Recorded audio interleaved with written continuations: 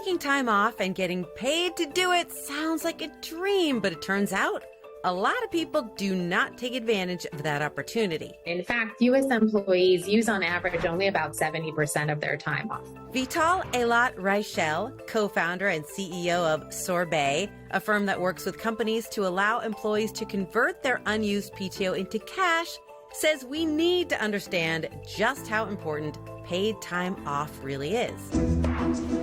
Starting with the fact that it isn't just a perk, it's part of your paycheck. It's essentially set up so that each employer provides us with an X amount of days that we're supposed to be working, but then they actually pay us not to work an X amount of days. So when you don't use that time, you're actually losing part of your paycheck. Your salary is actually paying for the amount of days that you were supposed to be working, but then you actually didn't take the time off, which means that you worked extra days for which you haven't been paid. And those days really add up. An average employee in the U.S. will have approximately $3,000 of unused vacation or paid time off at any given moment.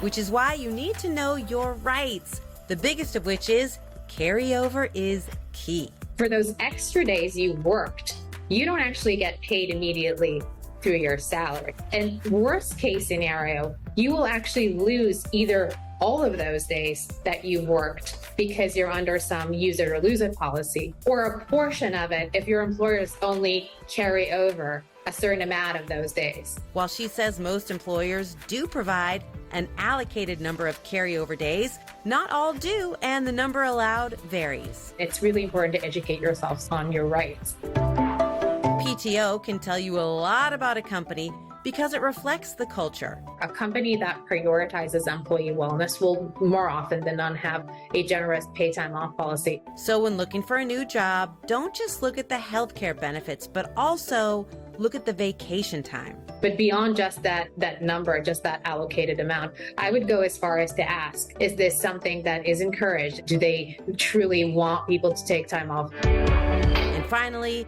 if unlimited PTO sounds too good to be true, it just might be. Limited PTO is one of those trick benefits that kind of started popping up in recent years. It turns out it can actually benefit the company because when you leave a job, your employer has to pay you for any unused PTO days. But with no set amount, they aren't financially responsible. Unlimited PTO essentially removes the responsibility from the employer to make sure that you do take this time and actually kind of throws it back to the employee. If you look at the data, it overwhelmingly points towards the fact that under unlimited PTO, people actually end up taking a lot less time. On average, almost 3 days less. Learning more about paid time off and its importance is on the top of the list.